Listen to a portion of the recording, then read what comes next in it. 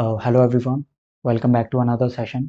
My name is Gufran Chaudhary, and in this video we are going to begin question paper 2021 of AMU Law. So we have first question of question tag. I seldom play cricket. And जो हमारी previous video है अगर आप उसको देखेंगे तो वहाँ पर मैंने पहले ही समझाया था, ये क्वेश्चन टैग का क्वेश्चन है आपका।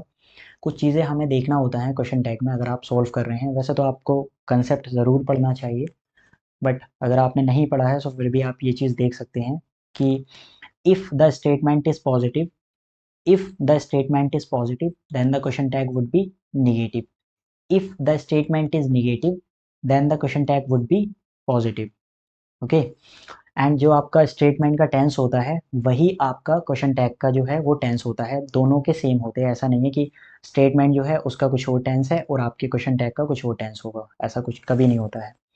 सो यहाँ पर अगर आप देखेंगे सो यहाँ है I seldom play cricket. First of all you have to know the meaning of seldom. Seldom means rarely, you can say like ना की बराबर। सेल्डम का मतलब होता है ना की बराबर, एडवर्ब होती है मैं ना की बराबर क्रिकेट खेलता हूँ। सो क्या लग रहा है आपको, ये स्टेटमेंट जो है वो पॉजिटिव है या फिर ये स्टेटमेंट निगेटिव है? सो ऑब्वियसली सेल्डम आ रहा है तो मतलब नेगेटिव है ये। अगर नेगेटिव है तो क्वेश्चन टैग क्या होना चाहिए? पॉजिटिव। सो यहाँ पर जो क्वेश्चन टैग है वो कभी भी नेगेटिव नहीं आ सकता एंड हैव नॉट भी नहीं हो सकता। दोनों ही नेगेटिव हैं तो पॉजिटिव आनी है। उसके बाद हमें देखना है कि I seldom play cricket. So positive तो हैं दोनों, क्या ये डू आई आएगा या फिर यहाँ पर डज आई आएगा? एंड जनाब आपको पता है आई क्या होता है? प्लूरल सब्जेक्ट होता है। आई होता है प्लूरल सब्जेक्ट। सो इसके साथ में जो वर्ब आती है वो भी क्या आएगी? प्लूरल ही वर्ब आएगी। एंड डू क्या होती है? डू आपकी प्लूरल वर्ब होती है। और इसको ही अगर हमें सिंगुलर बनाना है तो किसी भी वर्ब को अगर सिंगुलर बनाना है उसमें हम क्या करते हैं? एस या फिर ई एस लगाकर उसको सिंगुलर बनाया जाता है। और आई के साथ में कभी भी डस नहीं आता है, हमेशा ही आई के साथ में डू आता है। इसलिए हमारा जो ऑप्शन है वो फर्स्ट ऑप्शन हो जाएगा। I seldom play cricket, do I, यानी कि मैं ना के बराबर क्रिकेट खेलता हूँ, क्या मैं खेलता हूँ, ये इसका सेंस हो जाएगा। ऐसे ही हमारे पास कुछ एडवर्ब्स होती हैं, उसको एक्स्ट्रा आप लोग समझ सकते हैं, उसको एक्स्ट्रा में आप लोग कर लीजिए। जैसा कि कुछ एडवर्ब्स हैं जिसको एडवर्ब्स ऑफ फ्रीक्वेंसी भी बोलते हैं हम। There are some adverbs of frequency which you can use. First one is never. अगर नेवर दिखाई देगी तो ऑब्वियसली इसका भी मीनिंग नेगेटिव ही होता है। उसके बाद होती है seldom, adverb of frequency. And hardly, hardly बेयरली भी होता है, बेयरली। आप लोग नोट कर सकते हैं इन सबको ही। हो सकता है ना ये आपके एएमयू का जो पैटर्न रहता है वो, जैसा कि इस बार इन्होंने पेपर दिया 2021 में दिया था आई सेल्डम प्ले क्रिकेट, हो सकता है यहाँ पर सेल्डम ना देकर कभी ना कभी ये यहाँ पर हार्डली दे दें, आई हार्डली प्ले क्रिकेट, है ना? ऐसी भी तो पॉसिबिलिटी है ना, यहाँ पर हार्डली भी लिखा जा सकता है, क्या पता यहाँ पर बेयरली लिख दें ये। सो ये जितने भी वर्ड्स हैं ना, इनका जो क्वेश्चन टैग आएगा हमेशा पॉजिटिव में आएगा, कभी भी निगेटिव नहीं आ सकता, क्योंकि ऑटोमेटिकली ये जो वर्ड्स हैं ये हमारे निगेटिव होते हैं, इसलिए इनका हमेशा क्वेश्चन टैग पॉजिटिव आना है। जैसे कि एक वर्ड और है स्कार्सली, स्कार्सली। एंड काफ़ी सारे होते हैं, रेयरली भी इसी केस में आता है। ये सब के सब जो कन्वे करते हैं मीनिंग वो होता है निगेटिव मीनिंग। तो यहाँ से देख लिया, कभी भी इन वर्ड्स के साथ में अगर आपका क्वेश्चन टैग आता है आपके स्टेटमेंट, सो जो क्वेश्चन टैग आएगा उसका हमेशा पॉजिटिव आएगा। ओके, सेकंड क्वेश्चन है one word substitution. He was, he was very simple and innocent, his behaviour was. ठीक है, इन्होंने बोला है कि वह क्या था? बहुत ज़्यादा सिंपल और इनोसेंट था, तो उसका बिहेवियर कैसा था? क्या चाइल्डिश है, चाइल्ड लाइक है, प्राउड है या फिर हम्बल है? जनाब आपके जो आंसर की है उसमें तो इन लोगों ने चाइल्डिश या फिर चाइल्ड लाइक दिया है, बट ऐसा नहीं है। इसका जो आंसर आएगा वो हमारे पास में हम्बल आएगा। क्यों हम्बल क्यों आना चाहिए? देखिए प्राउड का तो कोई सेंस नहीं है, प्राउड तो ये होता है थोड़ा सा अचीवमेंट पर अपना घमंड करना या फिर अपनी ही जो अचीवमेंट है उस पर थोड़ा सा खुश हो जाना, ईगोइस्टिक थोड़ा सा टाइप का, ये निगेटिव कन्वे कर रहा है यहाँ पर मीनिंग, जो कि प्राउड कभी नहीं हो सकता। अगर कोई इंसान बहुत सिंपल और इनोसेंट है तो वो प्राउड का तो कोई सेंस है नहीं यहाँ पर। बात आती है चाइल्डिश एंड चाइल्ड लाइक की।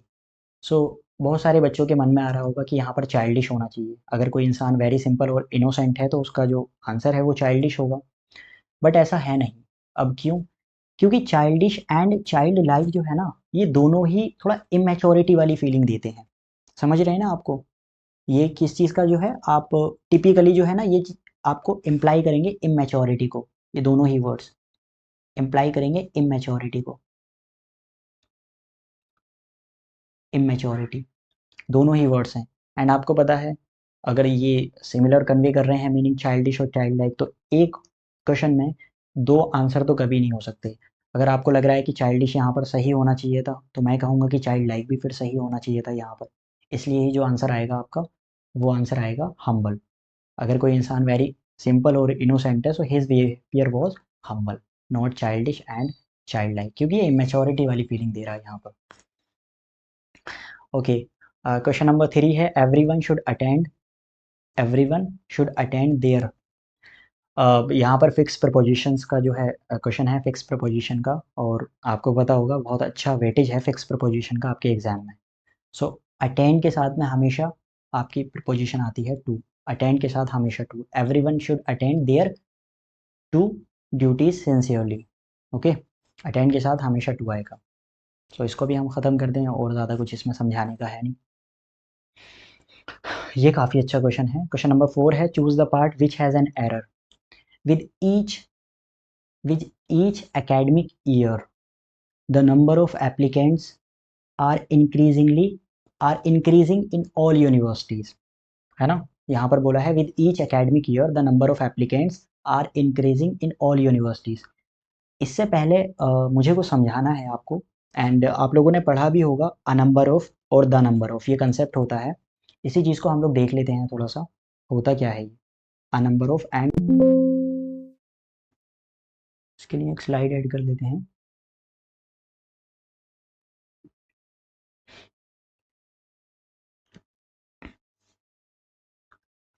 जनाब, जैसा कि आप लोग इसको नोट डाउन कर लेना, जितने भी मैं यहाँ पर कंसेप्ट बता रहा हूँ, अगर आपने ये भी कर लिए, सो मैं कहूँगा कि मोर देन इनफ तो नहीं, बट इनफ है। आप इसको अगर करके चले जाएँ लास्ट में अपने एग्ज़ाम में, सो ये काफ़ी अच्छा आपको जो है बहुत फ़ायदा भी करेंगे, और आपकी नॉलेज को भी इंक्रीज़ ही करेंगे ये। जैसा कि ये कंसेप्ट होता है, आपने पढ़ा भी होगा अ नंबर ऑफ, ओके? ऐसा ही होता है द नंबर ऑफ। पहले मैं अ नंबर ऑफ लिखवाता हूँ यहाँ पर। जनाब, अ नंबर ऑफ के साथ में हमेशा, जहाँ पर भी आप अ नंबर ऑफ देखेंगे, उसके बाद हमेशा प्लूरल नाउन आता है। प्लूरल नाउन बहुत अच्छा कंसेप्ट है, आप लोग इसको देख लेना। एंड उसके साथ में प्लूरल ही वर्ब आती है, जो वर्ब होती है आपकी। अगर अ नंबर ऑफ है तो हमेशा जो आएगा वो प्लूरल नाउन आएगा, एंड सिमिलरली प्लूरल ही उसकी वर्ब आएगी यहाँ पे। जैसे कि अगर मैं एक एग्जाम्पल की बात करूँ, सो वी कैन से अ नंबर ऑफ पीपल, हम बोल सकते हैं ना अ नंबर ऑफ पीपल। अब यहाँ पर देखिए, अगर यहाँ हम लोग लिख दें ना इसको, क्योंकि पीपल आपको पता है प्लूरल होता है, अ नंबर ऑफ पर्सन कभी नहीं लिख सकता मैं, क्योंकि जो नाउन चाहिए हमें वो हमेशा प्लूरल चाहिए, और पर्सन आपको पता होगा ये सिंगुलर नाउन होता है। तो यहाँ पर जो है ये गलत हो जाएगा। कभी भी हम पर्सन तो नहीं लिख सकते, हमेशा जो नाउन है वो प्लूरल आएगा, और प्रपोजिशन अपने बाद अपना ऑब्जेक्ट लेती है, जो कि अपना नाउन या फिर प्रोनाउन होता है। So a number of person, a number of people, a number of people, and यहाँ पर हम लिख सकते हैं are waiting, a number of people are waiting for the bus. ठीक है, for the bus, for the train, कुछ भी लिख सकते हैं यहाँ पर, फॉर द बस। ऐसा ही सिमिलरली आप ये बोल सकते हो कि यहाँ पर कभी भी इज नहीं आ सकता, है ना? क्योंकि यही जो अ नंबर ऑफ के कंसेप्ट होते हैं, इसमें यही चीज़ें आपकी बनती हैं। अगर एक ग्रामर एग्जामिनर आपका एग्जामिनर यहाँ से कोई भी एरर बनाएगा, तो यही हो सकता है, क्योंकि अ नंबर ऑफ के बाद हमेशा प्लूरल नाउन आएगा और प्लूरल ही वर्ब आएगी। सो इसको क्या बोलते हैं, पीपल क्या होता है, ऑलरेडी हमारा प्लूरल है, अगर पर्सन लगा दिया हमने तो ये गलत हो जाएगा। ऐसा ही आर है, आर आपको पता है प्लूरल वर्ब होती है, अगर मैंने यहाँ पर इज लगा दिया तो इज जो है वो क्या हो जाएगा ना, वो गलत हो जाएगा। बस इतना ही आपका यहाँ से जो है वो एरर बन सकता है, कि यहाँ पर प्लूरल नाउन आना चाहिए और प्लूरल ही वर्ब आनी चाहिए। ये तो हुआ हमारे पास में अ नंबर ऑफ का कंसेप्ट। ठीक है, अ नंबर ऑफ के साथ में हमेशा एक ऐसा ही होता है द नंबर ऑफ। अगर मैं द नंबर ऑफ की बात करूं यहाँ पर, the number of, the number of, जनाब द नंबर ऑफ के साथ में हमेशा इसके बाद जो है नाउन तो प्लूरल ही आएगा, जो नाउन है वो तो प्लूरल ही आएगा, बट जो वर्ब है ना वो सिंगुलर हो जाएगी। यहाँ पर वर्ब जो है वो हो जाएगी सिंगुलर। कैसे, इसका एक एग्जांपल हम लोग देखते हैं। जैसे कि अगर मैं एग्जांपल की बात करूं तो we can say the number of, the number of, यहाँ पर अगेन पीपल ही लिखेंगे। अगर यहाँ पर पर्सन मैंने लिख दिया तो आपको पता है ये क्या होता है, ये प्लूरल नाउन है। अगर यहाँ पर्सन लिखेंगे सो अगेन गलत हो जाएगा, grammatically it will be incorrect, है ना। क्यों, क्योंकि हमें पता है कि हमेशा जो है वो द नंबर ऑफ के साथ में भी प्लूरल ही नाउन आएगा, सो ये तो ठीक है। इसके बाद में इसको ही एक्सटेंड करें, so the number of people, यहाँ पे कंसेप्ट बन सकता है इज आएगा या फिर यहाँ आर आएगा, आर इंक्रीजिंग या फिर are waiting, we can say are waiting for the bus. Again यही लिख लेते हैं, फॉर द बस। ओके, सिर्फ ये आ नंबर ऑफ में हमने ऊपर बता दिया। द नंबर ऑफ की बात करें तो इसके बाद में प्लूरल नाउन आएगा एंड जो वर्ब है आपकी वो सिंगुलर आएगी। तो आपको पता है आर जो है वो प्लूरल वर्ब होती है, ये कभी भी नहीं आ सकती। इतना ही कंसेप्ट यहाँ से यही क्वेश्चन बनता है और एएमयू का बहुत फेवरेट टॉपिक है आ नंबर ऑफ या फिर द नंबर ऑफ। किसी भी आप एग्जाम में बैठेंगे बहुत अच्छा फेवरेट टॉपिक है इनका। सो ये आप देख लेना क्या होता है कि द नंबर ऑफ के बाद में नाउन तो प्लूरल ही आता है बट जो वर्ब है वो सिंगुलर हो जाती है। आ नंबर ऑफ में नाउन भी प्लूरल होता है और जो वर्ब है वो भी प्लूरल होती है। इतना हमें देखना था। सो इसी कंसेप्ट पर बेस्ड जो है वो आपका 2021 में ये क्वेश्चन आया था जिसको हम टैकल करने की कोशिश करते हैं। ये तो ठीक है। With each academic year, and each के बाद मैंने बताया था पहले कि ईच के बाद हमेशा जो है वो सिंगुलर नाउन आता है, तो ये तो ठीक है, इन लोगों ने सही किया है। ईच एकेडमिक ईयर, यहाँ है द नंबर ऑफ एप्लीकेंट्स, ठीक है, द नंबर ऑफ के बाद में एप्लीकेंट्स। अगर यहाँ पर एप्लीकेंट आ जाएगा, अगर हम यहाँ पर एप्लीकेंट लिख दें सो ये इनकरेक्ट हो जाएगा, क्योंकि हमें पता है द नंबर ऑफ के बाद में नाउन तो प्लूरल ही आएगा, जो कि सही किया है इन्होंने।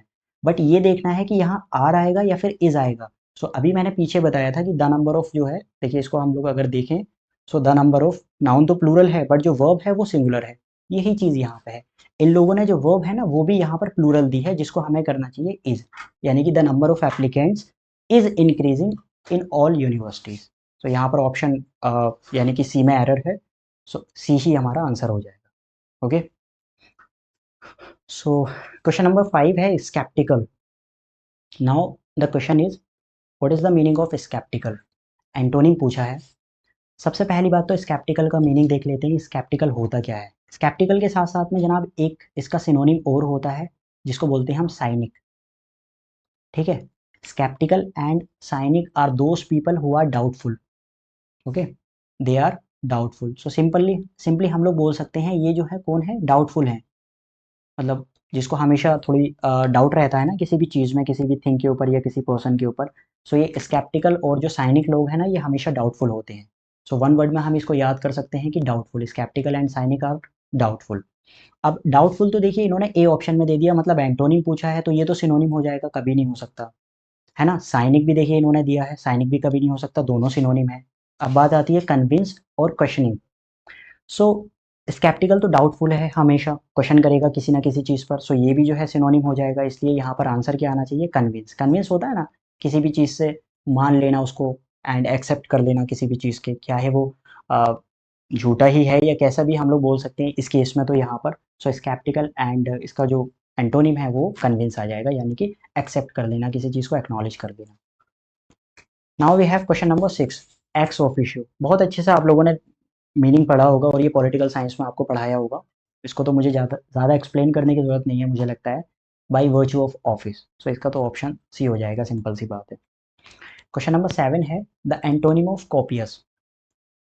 देखिए कॉपियस तो है ही, इसको वन वर्ड में मैं बता सकता हूँ, बट इससे पहले मुझे लगता है कि कुछ एक्सप्लेन करने की ज़रूरत है यहाँ पर। कॉपियस, जनाब कॉपियस के हमारे पास बहुत से सिनोनिम्स होते हैं जिसका एएमयू पर बहुत अच्छा फोकस है। जैसे कि कॉपियस की अगर मैं बात करूँ तो काफ़ी हम लोग लिख सकते हैं अबंडेंट, अबंडेंट, अबंडेंट के बाद एडिक्वेट, अबंडेंट, एडिक्वेट, ये सब सिनोनिम्स हैं कॉपियस के। एडिक्वेट, प्रोफ्यूज, प्रोफ्यूज एम्पल भी बोल सकते हैं इसको, एम्पल, एंड कॉपियस तो है ही, ओके, कॉपियस। कॉपियस के बाद प्लेंटीफुल भी इसको बोल सकते हैं, प्लेंटीफुल होता है, प्लेंटीफुल है, सो बाउंटीफुल भी बोल सकते हैं, bountiful we can say. So these are the synonyms of one another, okay, and it means more than enough, more than enough. सो अगर आपके पास में कोई भी चीज़ या क्वांटिटी में ज़्यादा है, सो उसको आप बोलेंगे copious, abundant, adequate, profuse, ample, copious, plentiful, bountiful, कुछ भी बोल सकते हैं। सब जो है वो सिनोनिम है आपस में, सबके सिमिलर मीनिंग होते हैं, more than enough we can say, okay, more than enough. अब यहाँ एंटोनिम पूछा है, सो अभी हमने क्या बताया, मोर देन इनफ है, सो यहाँ से हम सिंपल बोल सकते हैं इमिटेबल क्या होता है, इमिटेबल कभी नहीं होगा। अगर कोई चीज़ मोर देन इनफ है, सो ऑप्शन बी आ जाएगा, शॉर्टेज, यानी कि किसी चीज़ की कमी। अब इस कमी से भी मुझे कुछ और लिखवा देना चाहिए आपको, जैसे कि अगर ये सिनोनिम्स हैं, सो इसके हम एंटोनिम लिख लें यहाँ से। इनके एंटोनिम हो जाएंगे आपके, एक होता है पॉसिटी, PAUCITY, पॉसिटी, और इसको ही स्कासिटी, स्कासिटी, ये एंटोनिम हो जाएंगे। अगर ये मोर देन इनफ है, सो इसको क्या बोल सकते हैं, लैक ऑफ समथिंग, किसी चीज़ की कमी, लैक ऑफ समथिंग।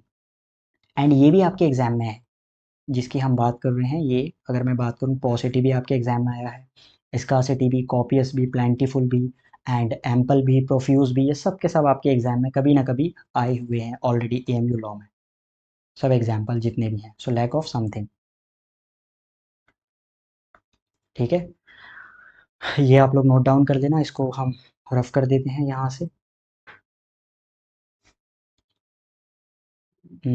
इसको जनाब, हमने आंसर तो देख ही लिया, कॉपियस का क्या आएगा आंसर, आंसर तो हमारे पास हो जाएगा शॉर्टेज। शेकी क्या होता है, what is shaky? So shaky को मुझे लगता है ज़्यादा समझाने की ज़रूरत नहीं है, like something which is shaking, है ना, कोई भी चीज़ जो है हिल रही है, या फिर कोई फीलिंग है वीक बिकॉज ऑफ इल, अगर आप सिकनेस की या इलनेस की वजह से अगर आप हिल रहे हैं तो वो भी शेकी हो जाएगा। शॉर्टेज हमने देख लिया। Imitable, imitable means copy, imitable means copy someone's behaviour और लुक्स, बिहेवियर और लुक्स, किसी भी इंसान के बिहेवियर या फिर लुक्स को कॉपी करना is called imitable. Unprecedented, unprecedented क्या हो जाएगा, हमें क्यों ना इसको प्रेसिडेंटेड का मीनिंग देख लें, क्योंकि इसी का ही एंटोनिम हो जाएगा अनप्रेसिडेंटेड। सो अगर हमें प्रेसिडेंटेड का मीनिंग पता है तो हम अनप्रेसिडेंटेड ऑटोमेटिकली कर सकते हैं। So precedented means happen in the past, जो चीज़ हो चुकी है पास्ट में, कोई भी इवेंट है जो पास्ट में हो चुका है, दैट इज कॉल्ड प्रेसिडेंटेड, जो पहले हो चुका है। So happen, we can say happen in the past, in the past.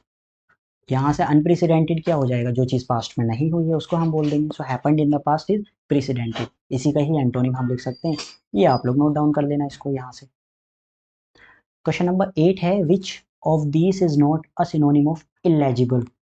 Illegible, first of all what is the meaning of illegible? Illegible means difficult to understand और डिफिकल्ट टू रीड। जो writing होती है ना, doctors की writing क्या होती है, illegible, जिसको समझना हमारे लिए थोड़ा डिफिकल्ट होता है। सो ये difficult to understand we can say, difficult to read, doctors की writing are is illegible. Legible क्या हो जाएगा, यहाँ से पहली बात तो हम एक हम यहीं से एक सिनोनिम और बना लेंगे, लेजिबल, इसका एंटोनिम हो जाएगा, legible means easy to read, जो चीज़ पढ़ने लायक हो, यानी कि अभी फ़िलहाल हो सकता है मेरी जो राइटिंग है कुछ के लिए इलेजिबल हो सकती है एंड कुछ स्टूडेंट्स के लिए लेजिबल हो सकती है। सो लेजिबल मतलब जिसको आप पढ़ा जा सके, राइटिंग्स के specially we use in case of writing, and illegible is difficult to read और डिफिकल्ट टू अंडरस्टैंड, ओके। यहाँ पर है अनडिसाइफरेबल, एंड ये है B option, hieroglyphic, hard to make out and illegitimate. यहाँ पूछा है which of these is not a synonym of illegible, मतलब सिनोनिम इसमें से कौन सा नहीं है, ओके। सो यहाँ बोला है अनडिसाइफरेबल, जनाब डिसाइफर का मीनिंग देख लेते हैं, क्योंकि we have a verb decipher, ये इसकी अगर मैं बात करूँ। सो डिसाइफर अगर हमें पता है तो इसका ही हम एंटोनिम निकाल लेंगे। डिसाइफर का मीनिंग होता है किसी चीज़ को डिकोड करना, decode a text, decode a written text, यहाँ पर मेरे को लिख देना चाहिए decode a written text, decode a written text, written text. जैसे कि है ना, हो सकता है कुछ स्क्रिप्ट होती है पुरानी, जो भी स्कल्पचर्स हैं उनको डिकोड किया जाता है कि ये राइटिंग किस किस टाइम पर लिखी गई थी ये, या फिर इसमें लिखा हुआ क्या है, जो कि डिकोड में हम लोग करके भेजते हैं किसी चीज़ को, उसी को बोलते हैं डिसाइफर करना। So decipherable, able to decode a written text, यहाँ से एज एन एडजेक्टिव यूज़ कर लेंगे। अनडिसाइफरेबल क्या हो जाएगा, क्योंकि उल्टा है ना, अन लगा हुआ है यहाँ पर। सो वही चीज़ हो जाएगी कि जिसको डिकोड ना किया जा सके, है ना, अन लगा हुआ है। इसका मतलब इलेजिबल भी यही होता है, डिफिकल्ट टू रीड, जिसको पढ़ना थोड़ा सा मुश्किल हुआ, डिकोड नहीं कर सकते। सो ये तो सिनोनिम है, ये तो कभी नहीं हो सकता। एंड हायरोग्लिफिक, थोड़ा सा प्रोनाउंसिएशन डिफिकल्ट हो रही है मुझसे करना, लेकिन इसका जो मीनिंग है, अगर हम मीनिंग की बात करें, सो जनाब इसका जो मीनिंग हो जाएगा वह है आपके पास में, लाइक पिक्चर्स होती हैं ना, पिक्चर्स या फिर सिंबल्स जो वर्ड्स को रिप्रेजेंट करते हैं। आपने एंशंट में देखेंगे, थोड़ा सा इजिप्ट, इजिप्शियन जो सिविलाइजेशन है उसमें यूज़ करते थे सिंबल्स को, उसी चीज़ को बोलते हैं, यही है उसका। सो ये हो जाएगा पिक्चर्स, पिक्चर्स या फिर सिंबल्स, इसको सिंबल्स भी बोल सकते हैं, पिक्चर्स या symbols that represent, that represents words.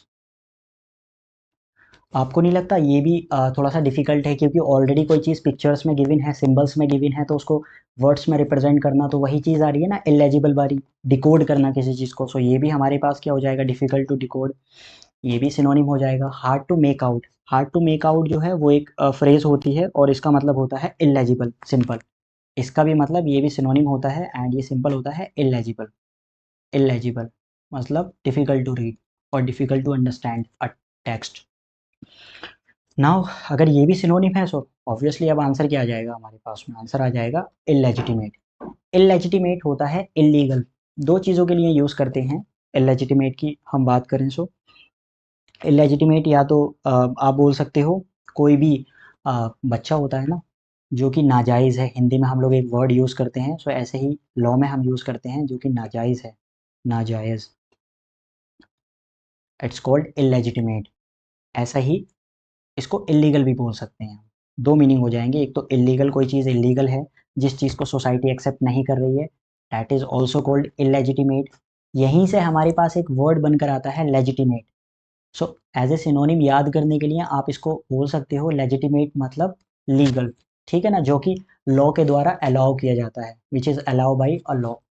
So that is called legitimate. Illegitimate illegal और नाजायज, specially in case of a child. Question number 9, we have the antonym of disdain. Okay, so disdain की अगर हम बात करें, सो disdain antonym पूछा है, मैं सिनोनिम एक और लिखवाता हूँ इसका ही।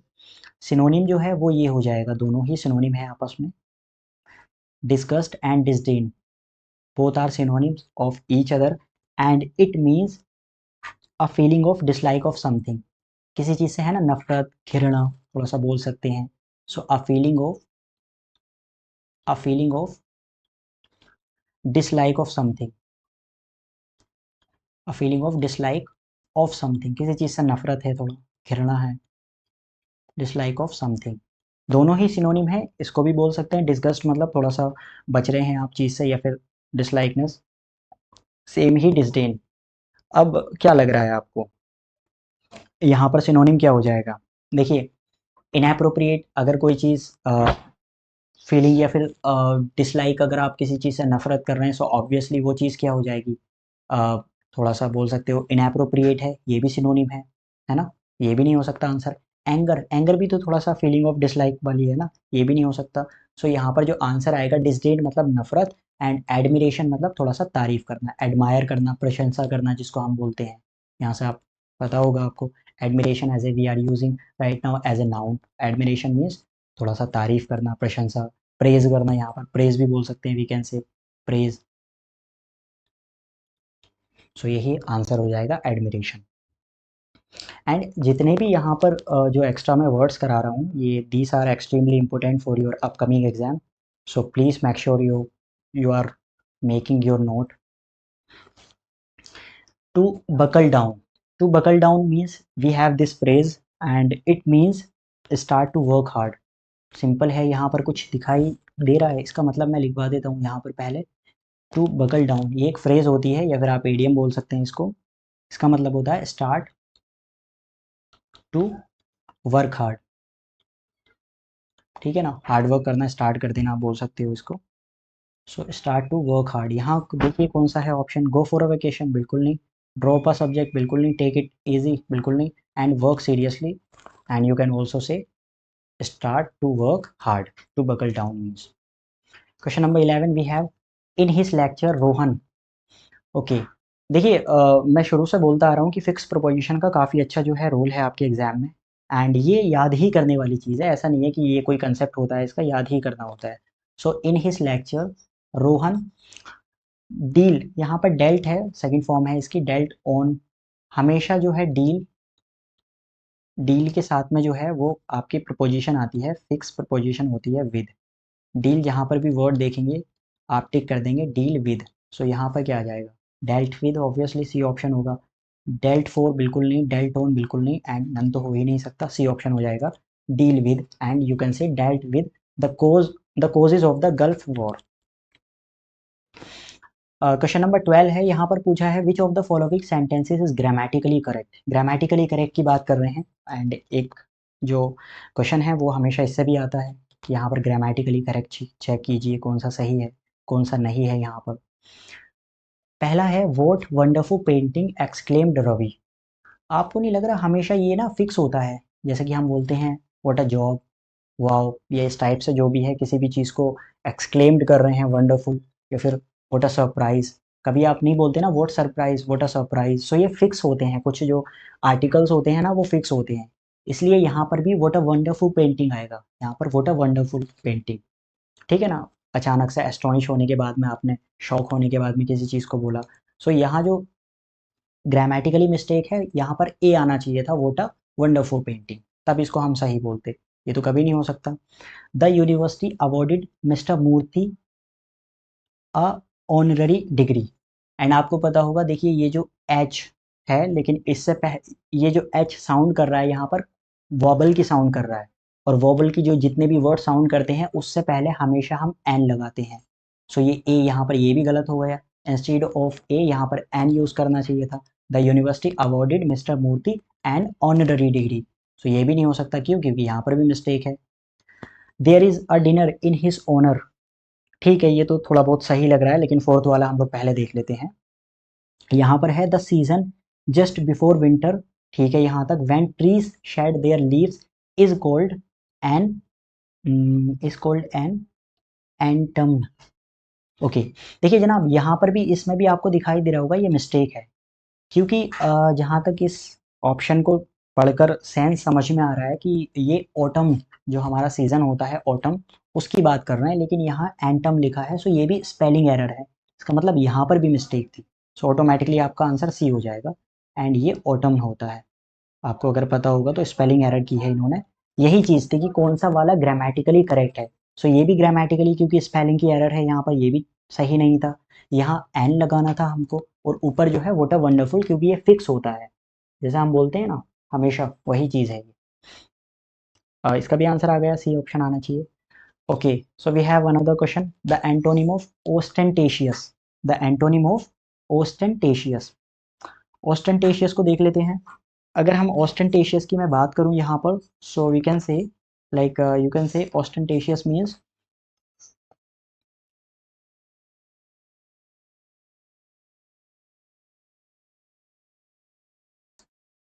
First of all we have to know the meaning of ostentatious. जनाब ऑस्टेंटेशियस मीन्स शो ऑफ करना, एंड बहुत ज़्यादा यू कैन से शोई है कोई पर्सन, या फिर बढ़ा चढ़ा कर किसी चीज़ को बोलना, उस चीज़ को शो ऑफ करना ज़्यादा। And we can also say showy. दो दोनों चीज़ें लिख सकते हैं हम यहाँ से, show off and showy. So यहाँ पर एंटोनिम बताना है हमें। एंटोनिम क्या हो जाएगा? एक वर्ड और है नेसेंट यहाँ पर हमारे पास में, एंड ये स्पेलिंग एरर है अगर मैं इसकी बात करूँ तो, क्योंकि ऐसा कोई वर्ड होता नहीं है इंग्लिश ग्रामर में। ये होता है nascent, CENT। Nascent means beginning of something, like you can से बिगिनिंग ऑफ समथिंग। अब यहाँ पर हम बिगिनिंग ऑफ समथिंग बात कर रहे हैं, तो किस चीज़ की बिगिनिंग? किसी भी चीज़ की हो सकती है, लाइक अ सिविलाइजेशन, और कोई भी आइडिया है, कोई idea, civilisation, it could be anything. So nascent mean beginning of something. Awkward तो सब लोग जानते ही हैं, ओकवर्ड। सो ओकवर्ड का यहाँ पर कोई सेंस नहीं है, ऑस्टेंटेशियस का शो ऑफ करना है, सो वहाँ पर कुछ ना कुछ हम्बल जैसी चीज़ दिखाना है हमें। एंड बैंकरप्ट को भी देख लेते हैं। बैंकरप्ट सब लोग जानते होंगे हिंदी में, या फिर इसको हिंदी में हम लोग बोलते हैं दिवालिया हो जाना किसी भी पर्सन का। एक सिनोनिम और होता है हमारे पास में, बैंकरप्ट बोलिए या फिर इंसॉल्वेंट। ये दोनों ही एग्जाम के काफ़ी फेवरेट वर्ड्स हैं, इंसॉल्वेंट, स्पेशली लॉ के लिए। सो दोनों ही फेवरेट वर्ड्स हैं AMU के।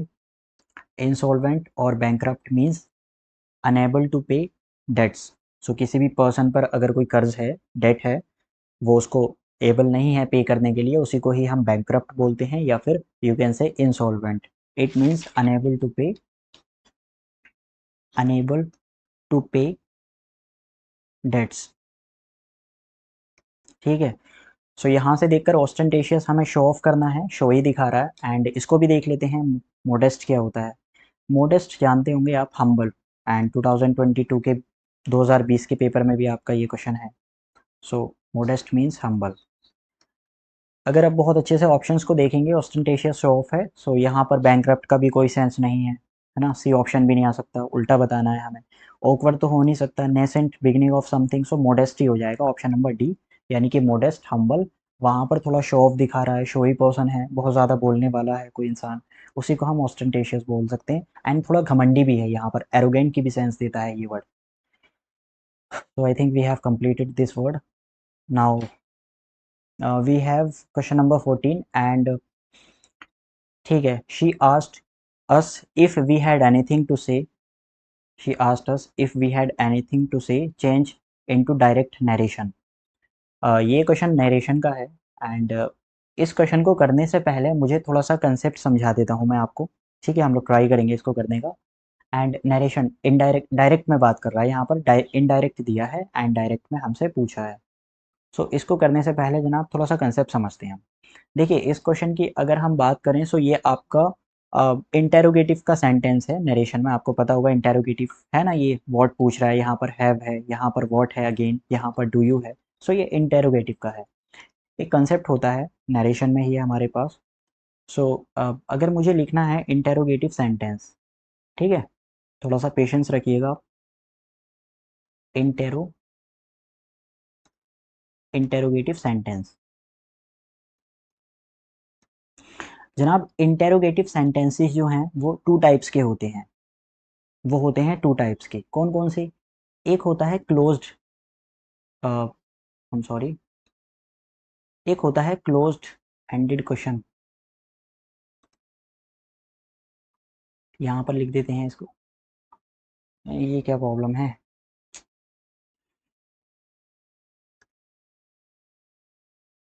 ठीक है। सो यहाँ पर है इंटेरोगेटिव सेंटेंसेस की हम बात कर रहे थे। एक होता है क्लोज्ड एंडेड। ये प्रॉब्लम क्या है इसमें? चलिए कोई नहीं, यहाँ पर लिखते हैं इसको क्लोज्ड एंडेड। एंड जो सेकंड है वो हो जाएगा open ended. Open ended, closed ended and open ended. और इंटेरोगेटिव में किसी भी टेंस की आप बात कीजिए, उसमें दो टाइप के इंटेरोगेटिव हैं, तो टू टाइप्स के होते हैं, closed ended and open ended. Narration में अगर वो क्वेश्चन क्लोज्ड एंडेड का है, सो वहाँ पर इफ़ एंड वेदर से आपको ये वर्ड्स दिखेंगे जिसकी स्टार्टिंग होती है बीच में, ये एज ए कंजंक्शन यूज होते हैं वहाँ पर, इफ़ और वेदर, इफ़ और वेदर। जहाँ पर भी ओपन एंडेड क्वेश्चन होगा वहाँ डायरेक्टली क्वेश्चन से ही आपका जो क्वेश्चन वर्ड गिवन होगा उससे ही शुरुआत होगी, क्वेश्चन वर्ड, क्वेश्चन वर्ड। इसको अगर मैं एज ए एग्जाम्पल देने की बात करूँ, सो देखिए एग्जाम्पल्स में हम बोल सकते हैं, सपोज वी कैन से ही सेड, एक एग्जाम्पल ले रहे हैं हम लोग, he said to her, narration का क्वेश्चन है ये, he said to her, are you, are you going, are you going there. So ये क्वेश्चन है यहाँ पर, ही सेड टू हर, अब किसने कहा, ही ने कहा यहाँ पर, किससे, ही सेड टू हर। सो ये जो आर है आपको पता होगा, ये आर किसके लिए आ जाएगा, यानी कि ये शी के लिए आ जाएगा, यानी कि आर यू गोइंग देयर, ये पूछा है। इस क्वेश्चन की इसी को ही हम बोल रहे थे कि ये होता है क्लोज्ड एंडेड क्वेश्चन, डायरेक्टली जहाँ पर क्वेश्चन वर्ड से शुरुआत नहीं की गई होती है, जिसमें डब्ल्यू एच फैमिली के वर्ड्स होते हैं ना, वो नहीं है यहाँ पर। सो इसी को हम क्लोज्ड एंडेड बोलते हैं। अब इसको हमें कन्वर्ट करना है, इनडायरेक्ट में हमें कन्वर्ट करना है, तो कैसे करेंगे इसको, obviously he said to her, इसका हो जाएगा ही आस्क्ड, है ना, पूछा ना इसने, are you going there, so he asked. यहाँ पर जो आस्क है वो किस चीज़ का सेंस देता है, देखिए आस्क का मीनिंग कहना भी होता है और पूछना भी होता है, बट यहाँ पर इंटेरोगेटिव की बात कर रहे हैं हम, सो ये हो जाएगा, उसने कहा, उसने पूछा, ही आस्क्ड हर, ओके, ही आस्क्ड हर। यहाँ पर बीच में लगाते हैं हम इफ़ या फिर वेदर, दोनों ही कंजंक्शन यहाँ पर सही होते हैं, डैट का हम यहाँ पर यूज़ नहीं करते हैं, क्योंकि ये जो है वो क्लोज्ड एंडेड क्वेश्चन है जहाँ पर इफ़ और वेदर का यूज़ किया जाता है। So he asked her if, और you can say whether, if और whether she was, she was, ये जो आर है ये किस चीज़ में चेंज हो जाएगा, क्योंकि नरेशन में हमेशा टेंस जो है अगर प्रेजेंट में है सो वो पास्ट में हो जाएगा, अगर पास्ट में है तो वो पास्ट ऑफ पास्ट में हो जाएगा, प्रेजेंट परफेक्ट में है तो वो पास्ट परफेक्ट में हो जाएगा। ये बहुत अच्छे से आपको पता होगा कि नरेशन में जो टेंस है वो चेंज होता है, हमेशा प्रेजेंट से पास्ट में हो जाता है, एंड परफेक्ट से जो है वो भी पास्ट परफेक्ट में हो जाएगा। सो हमेशा नरेशन में याद रखना, जैसे कि मैंने पहले भी बताया था कि जो वॉइस है उसमें टेंस चेंज नहीं होता है, बट नरेशन में जो है वो आपका टेंस चेंज होता है यहाँ पर। सो शी वॉज, क्योंकि यहाँ पर प्रेजेंट कॉन्टिन्यूअस था तो यहाँ पर हो जाएगा, पूछ रहा है वो पर्सन, यहाँ पर पास्ट हो जाएगा, she was going there, she was going there. इसकी ही हम बात कर रहे थे कि ये जो इसकी मैंने बात की थी यहाँ पर, ये जो क्लोज्ड एंडेड क्वेश्चन है इसी का हमने ज़िक्र किया था यहाँ पर कि इफ़ और वेदर का हम यूज़ करते हैं हमेशा। अब देखते हैं ओपन एंडेड क्वेश्चन, एक एग्जांपल हम लोग ओपन एंडेड का ले लेते हैं। ओपन एंडेड की अगर हम बात करें, सो we can say they said, they said to her, comma inverted comma, where are you going, where are you going, where are you going.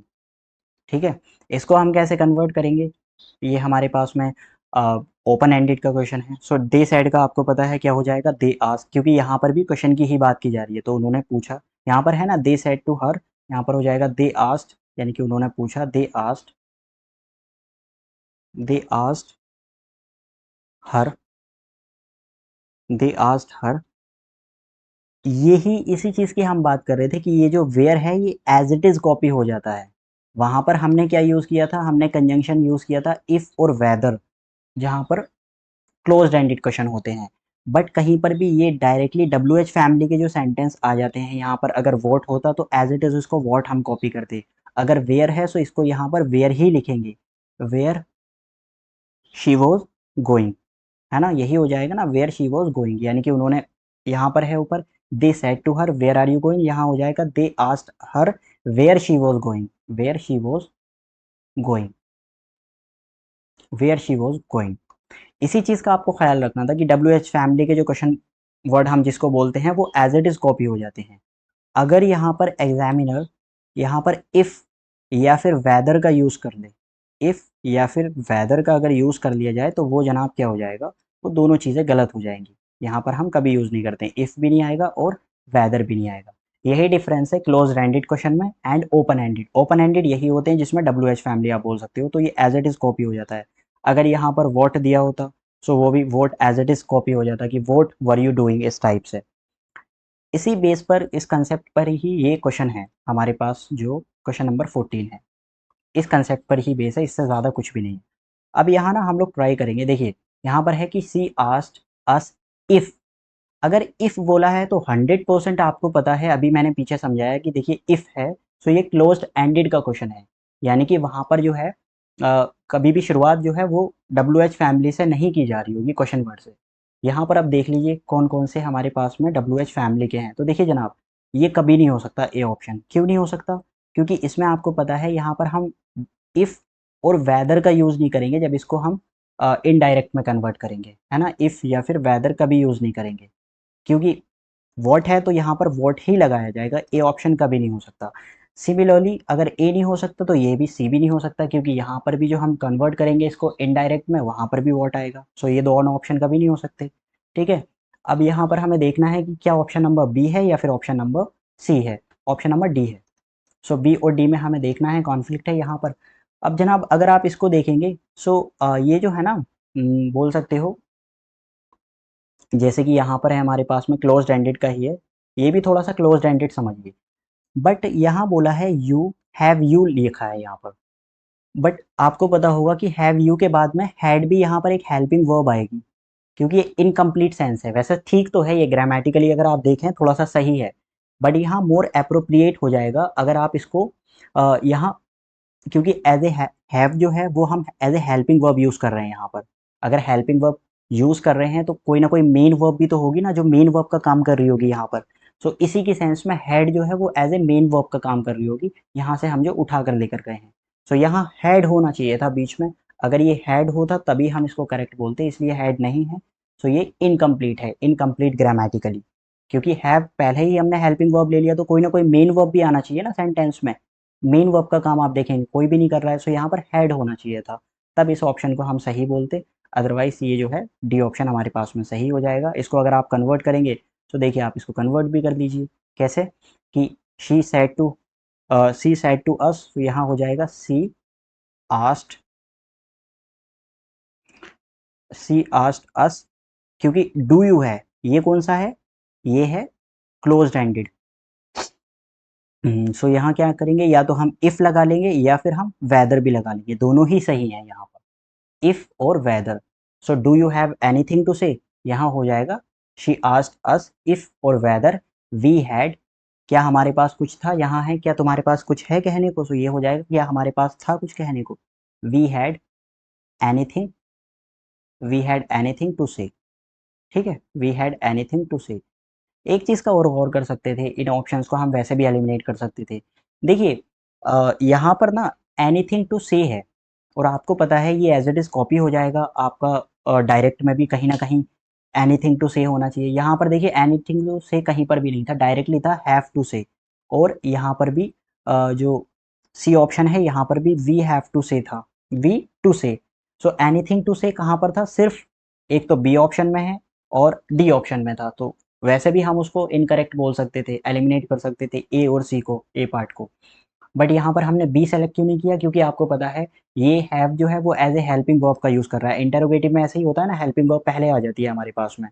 सो यहाँ पर क्या है, मेन वर्ब कोई है नहीं, इसलिए ये भी इनकरेक्ट हो जाएगा। सो आई होप, मुझे लगता है कि समझ में आया होगा, डी ऑप्शन हो जाएगा। क्यों? उसका भी रीज़न बता दिया है। क्वेश्चन नंबर 15 है, अगेन वी हैव नरेशन। यहाँ पर है he said goodbye my friends. Okay जनाब, ये ना ऑप्टेटिव का सेंटेंस है। अगर आप नरेशन को पढ़ेंगे जिस टाइम पर, तो वहाँ पर बहुत सारी चीज़ें पढ़ाई जाएँगी। ऑप्टेटिव होता है, इंटरोगेटिव सेंटेंसेस होते हैं, वही टाइप्स जो होते हैं सेंटेंसेस के। सो ये हमारे पास ऑप्टेटिव है, जिसको हम ऑप्टेटिव सेंटेंसेस बोलते हैं। ऑप्टेटिव सेंटेंस की कैटेगरी में कुछ वर्ड्स आते हैं स्पेशली, जैसे कि ऑप्टेटिव सेंटेंस, जैसे कि होता है ना, किसी को आप ग्रीट कर रहे हैं, किसी को आप क्या है विश करना है, ये ऑप्टेटिव के सेंटेंस में आते हैं। विश करना है या फिर प्रे करना है किसी के लिए, प्रे कर्स है, किसी को कोसना या फिर किसी को ब्लेस करना, आशीर्वाद देना, ये सब ऑप्टेटिव की कैटेगरी में आते हैं और इसके अपने पर्टिकुलर वर्ड्स होते हैं। यहाँ पर ही सैड गुड बाय की बात चल रही है, यहाँ पर गुड बाय माय फ्रेंड्स। सो आप बोल सकते हो इसमें क्या है, किसी ने विश किया, कोई इंसान जा रहा है, so he said goodbye my friends. He said to, A option देख लेते हैं, he said to his friends goodbye. ये तो सिंपल हो जाएगा, एज इट इज इन्होंने कॉपी कर दिया, सिंपल तो कभी नहीं आएगा। इसकी जो हमारे पास में वर्ब्स हैं वो एटलीस्ट वो तो चेंज होनी चाहिए। सो यहाँ पर वर्ब ही चेंज नहीं की गई है। एंड ही एड्रेस्ड, एड्रेस तो नहीं किया है, वहाँ पर थोड़ा सा ग्रीटिंग की सेंस है और बोल सकते हो ब्लेस की सेंस है या फिर विश की सेंस है, किसी को विश कर रहे हैं। आप एड्रेस तो नहीं करेंगे ना किसी को, एड्रेस का तो कोई सेंस नहीं है यहाँ पर। यहाँ और भी गलत है, ही हैड एड्रेस्ड, बिल्कुल भी जनाब पास्ट ऑफ पास्ट कर दिया। ही सैड है तो ही हैड, ही लाइक ये और भी पास्ट ऑफ पास्ट हो जाएगा। यहाँ पर ये हेल्पिंग वर्ब है, ओके, हैड जो है, एंड ये वर्ब की थर्ड फॉर्म यहाँ पर। सो ये भी गलत हो जाएगा, डी ऑप्शन भी। सिंपल आएगा बी ऑप्शन। क्यों? क्योंकि he bade goodbye to his friends. अब ये बेड में थोड़ा सा आप कंफ्यूज होंगे, इसका मीनिंग क्या है। ये जो बेड है, देखिए जनाब, बेड जो है वो आपका बिड से मिलकर बना है। बिड आपकी वर्ब होती है और बिड की मैं बात करूँ तो ये ग्रीटिंग के केस में हम यूज़ करते हैं किसी को विश करने के लिए, है ना। ग्रीटिंग के केस में आप यूज़ करते हैं इसको। बिड का मीनिंग होता है विश करना किसी को, विश टू समवन। सो यही पास्ट हो जाएगा क्योंकि सैड है। सो विश, बिड का जो है वो सेकंड फॉर्म होती है बैड, BADE। इसलिए हमारे पास में बी ऑप्शन सही हो जाएगा। He bade goodbye to his friends, मतलब उसने जो है ग्रीट किया अपने दोस्तों को कि ही सैड है, so he bade goodbye to his friends. A option as it is copy किया है। एड्रेस के तो कोई सेंस नहीं है, एड्रेस करना किसी को संबोधित थोड़ी कर रहे हैं हम यहाँ पर। ऐसे ही डी ऑप्शन भी गलत हो जाएगा क्योंकि यहाँ पर भी एड्रेस मेंशन किया है। तो संबोधित नहीं किया जा रहा, सिर्फ ग्रीटिंग दी जा रही है वहाँ पर। Okay, so question number 16। I think काफ़ी क्वेश्चन आए थे इस पेपर में आपके, 3 ही हैं शायद। The indirect speech of, indirect देखना है हमें, यहाँ पर डायरेक्ट गिवन है, सो इनडायरेक्ट देखना है। जनाब मैंने क्या बोला कि नरेशन में हमेशा जहाँ पर भी आप नरेशन देखेंगे उसमें टेंस तो ज़रूर चेंज होना है। सो ये सिर्फ वर्ब देखकर भी आप पहचान सकते हैं, वर्ब देखकर भी। अगर प्रेजेंट में है तो वो वर्ब जो है वो पास्ट में चेंज हो जाएगी, अगर पास्ट में है तो पास्ट ऑफ पास्ट हो जाएगी, और प्रेजेंट में है तो पास्ट हो जाएगी। वो तो हमें पता ही है। यहाँ पर देखिए हैज़ टू है यहाँ पर, ठीक है। So he said to her, he said to her she has to cook food for him, तो यानी कि उसको जो है फूड बनाना ही होगा। हैज़ टू दिया है, मैंने क्या बोला कि ये पास्ट में चेंज हो जाएगी। देखिए ए ऑप्शन है यहाँ पर, ए ऑप्शन में सिर्फ वर्ब देखकर हम काम कर सकते हैं क्योंकि ये तो सब कुछ सेम है। He told her that she, यहाँ तक सब सेम है, अब वर्ब से काम चलेगा। ये इन्होंने एज इट इज कॉपी कर दिया। सो ए ऑप्शन कभी नहीं हो सकता। नीड का भी कोई सेंस नहीं है, नीड भी नहीं आएगा एंड वुड भी नहीं आएगा। सो जो हैज़ है उसकी जो सेकंड फॉर्म होती है, यानी कि उसको अगर मैं पास्ट में बात करूँ तो हैज़ का क्या होता है, हैड होता है, V2 इसकी सेकंड फॉर्म। तो इसलिए बी ऑप्शन सही हो जाएगा। सिर्फ वर्ब को देख के हम चेंज कर सकते हैं सेंटेंस को, प्रेजेंट में है तो वो पास्ट में हो जाएगा। यही नरेशन के क्वेश्चंस थे, इसको बहुत अच्छे से कर लीजिएगा। Question number 17 we have, do you want year long programme. ये तो सिंपल है, यहाँ पर तो आ आएगा। क्यों? क्योंकि जितने भी कॉन्सोनेंट साउंड होते हैं, इवन इफ की ये वॉवल है, बहुत सारे बच्चों को ना स्टार्टिंग से ही रटाया जाता है कि जितने भी वॉवल आते हैं उससे पहले एन आता है, फिर यहाँ पर क्यों नहीं आ रहा। तो ऐसा नहीं है जनाब, जितने भी वॉवल साउंड आती हैं उससे पहले एन आता है, ना कि वॉवल वर्ड से पहले एन आता है। सो ये बात हमेशा याद रखिएगा। यहाँ पर क्यों नहीं आ रहा, यहाँ पर तो ए आना चाहिए, do you want a year long programme, है ना। ए एन क्यों नहीं आ रहा, क्योंकि वॉबल हमें लेटर नहीं देखना है, वॉबल को नहीं देखना है, उसकी साउंड को देखना है, साउंड क्या प्रोड्यूस कर रहा है। जैसे कि यूनिवर्सिटी है ना, यूनिवर्सिटी होता है, एएमयू इस क्वेश्चन को भी काफ़ी पूछता है। सो यूनिवर्सिटी है, इससे पहले क्या आएगा, एन आएगा या फिर आ आएगा। आपने देखा होगा हमेशा हम आ ही यूज़ करते हैं, है ना। There was a university. So an क्यों नहीं लगा रहे, क्योंकि ये जो यू है एवन इफ की ये वॉबल है, बट जो साउंड प्रोड्यूस कर रहा है ये हमारी कॉन्सोनेंट की कर रहा है, इसलिए हम ए लगाते हैं। ऐसे ही यहाँ पर ईयर जो है वो कॉन्सोनेंट के साउंड प्रोड्यूस करता है, इसलिए ओ ऑप्शन हो जाएगा। ये भी नहीं है एंड दा भी नहीं, नो नीड आर्टिकल भी नहीं। 18, question number 18 we have, black absorbs heat. Absorb जानते हैं ना, सोख लेना, तो ब्लैक जो है वो हीट को क्या करता है, एब्जॉर्ब करता है, इसलिए बीच में दिया है व्हाइट रिफ्लेक्ट्स इट। व्हाइट जो है, जबकि व्हाइट क्या करता है, रिफ्लेक्ट करता है, ब्लैक एब्जॉर्ब करता है। अब हमें देखना है क्या लगाएंगे यहाँ पर, अनलेस। अनलेस तो देखिए कभी नहीं आ सकता, क्योंकि टाइम कंजंक्शन का, टाइम की अनलेस का जो है वो टाइम को शो करता है कंजंक्शन, ठीक है ना, कि जब तक मैं वहाँ नहीं जाऊँगा तब तक तुम यहीं खड़े रहना, इस टाइप से हम सेंटेंस में यूज़ करेंगे, अनलेस लगा देंगे यहाँ पर। सो ये टाइम को डिनोट कर रहा होता है, यहाँ पर टाइम की कोई सेंस नहीं है, टाइम भी नहीं आएगा, इनफैक्ट भी नहीं आएगा, अनलाइक। सो अनलाइक तो जैसे कि हम लाइक सिमिलरली होता है ना, उसी का ही अपोजिट अनलाइक हो जाता है, ये भी नहीं होगा। बट हमेशा कॉन्ट्रास्ट शो करता है, कॉन्ट्रास्ट, है ना, आपने पढ़ा होगा कॉन्ट्राडिक्शन अगर आपको शो करना है, जैसे कि अ, अ, तुम अच्छे तो हो लेकिन तुम्हारे अंदर कुछ कमियां भी हैं। सो यहाँ पर हम जो है अच्छाई की भी बात कर रहे हैं, कॉन्ट्रास्ट शो कर रहे हैं कि चीज़ में जिसमें कॉन्ट्राडिक्शन हम दिखाते हैं, जिसको हम बोल सकते हैं कॉन्ट्रास्ट। कॉन्ट्रास्ट हमेशा जो बट है वो आपका बैलेंस नहीं दिखाएगा, जैसे कि एंड होता है ना, एंड इधर पॉजिटिव है, सो यहाँ पर भी स्टेटमेंट पॉजिटिव होना चाहिए, अगर इधर निगेटिव है तो यहाँ पर भी एंड निगेटिव ही लेता है स्टेटमेंट। बट के केस में ऐसा नहीं होता है, ये कॉन्ट्रास्ट दिखाता है कि ब्लैक एब्जॉर्ब्स हीट, बट लेकिन वाइट जो है वो इसको क्या करता है, रिफ्लेक्ट करता है। ब्लैक तो एब्जॉर्व करता है लेकिन वाइट जो है वो रिफ्लेक्ट करता है, तो यहाँ पर हमें कॉन्ट्रास्ट शो करना है, contradiction. Question number 19, we have his illness Ravi continue to work, यानी कि वही है थोड़ा सा कि इलनेस थी उसको लेकिन रवि ने जो है वो अपना काम किया ही था, रवि ने जो है वो कंटिन्यू किया काम करना, काम करता ही रहा वो। इसको मैं समझाता हूँ थोड़ा सा, एंड काफ़ी अच्छा इंपॉर्टेंट क्वेश्चन भी है ये, आपके एग्जाम में 9th में भी आया था, लॉ में भी इवन आया है कई बार ये, और बहुत सारे एग्जाम्स में आता है। अ, देखिए, जो हम बोलते हैं ना, हम मुझे बोलना चाहिए in in spite, in spite, in spite of equal to होता है डेस्पाइट, डेस्पाइट, ठीक है, ये हमेशा आप याद रखना, डेस्पाइट इक्वल टू होता है in spite of, despite equal to in spite of.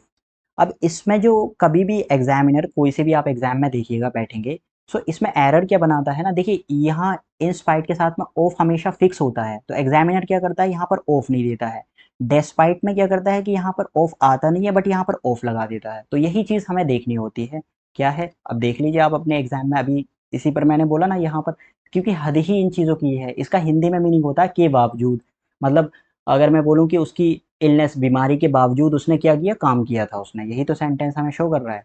So in spite में मैंने क्या बोला, हमेशा ऑफ जो है वो फिक्स होता है, without of in and spite is not possible. So of जो है वो हमेशा फिक्स रहता है, यहाँ पर एग्जामिनर क्या करता है कि ऑफ नहीं देता है, यहाँ पर ऑफ नहीं देगा। डेस्पाइट जो है वो सिंगल आता है हमेशा, डेस्पाइट के साथ ऑफ कभी हम यूज नहीं करते हैं। सो एग्जामिनर या तो क्या करेगा, डेस्पाइट के साथ ऑफ लगा देगा आपका, जो एरर बनाना है अगर उसको एरर ही बनाना है तो यहाँ पर जो है ऑफ कभी नहीं आता है। अब यहाँ पर देख लीजिए, देखिए यही हमारे पास में क्या था, इन एज मच एज, ये तो कभी नहीं है, सिंस भी नहीं है, सिंस एक टाइम को शो, कंजंक्शन की भी हम बात करते हैं, और हमारे पास प्रपोजिशन भी होता है since. So despite the fact और इन स्पाइट में देखना है, यहाँ पर क्या आएगा, आप बहुत अच्छे से समझ गए होंगे कि डिस्पाइट आना चाहिए, क्यों, क्योंकि ये जो है अगर यहाँ पर ऑफ लगा देता तब हम इसको बी को करेक्ट बोलते, लेकिन फिलहाल जो है वो बी को नहीं बोलेंगे, अब आ जाएगा डिस्पाइट, यानी कि despite the fact of his illness Ravi continue to work. अगर यहाँ पर ये ऑफ लगा देना जनाब, यहाँ पर ये ऑफ, तो ये भी गलत हो जाएगा, फिर हमारे पास ये नहीं आना चाहिए। तो इसलिए इस चीज़ को बहुत अच्छे से याद रखें, डिस्पाइट सिंगल ही आता है, without of. He was astonish, okay, astonish, astonish 2020 के पेपर में भी है, अगर आप इसके मीनिंग की बात करेंगे तो देखना, एस्टोनिश ये जो वर्ड है, एस्टोनिश के साथ हमेशा फिक्स प्रपोजिशन आती है जिसको हम एट बोलते हैं, कुछ भी नहीं है, इन भी नहीं आएगा, विद भी नहीं आएगा, टू भी नहीं आएगा, एस्टोनिश एट। ऐसे ही एस्टोनिश के बाद स्टार्टल भी होता है, स्टार्टल, क्योंकि इसको सिनोनिम है स्टार्टल, स्टार्टल, इसके साथ भी हमेशा एट आता है, एस्टोनिश एट, स्टार्टल एट, और ये दोनों ही सिनोनिम है आपस में, स्टार्टल एंड एस्टोनिश, पीछे भी मैंने बताया था। एस्टोनिश का मीनिंग होता है सरप्राइज समबडी वेरी मच, किसी को चौंका देना, किसी को बहुत ज़्यादा सरप्राइज, अचानक से किसी को जो है डरा देना, चौंका देना, तो हम कह सकते हैं surprise, surprise somebody, surprise somebody very much, किसी को बहुत ज़्यादा सरप्राइज कर देना, वेरी मच। सो जनाब यहीं पर यही क्वेश्चन थे हमारे पास में, 20 हम लोग कर चुके हैं, अदरवाइज़ वीडियो काफ़ी लंबी हो जाएगी, सो मुझे लगता है इसको यहीं रोक देना चाहिए, एंड नेक्स्ट वीडियो में हम लोग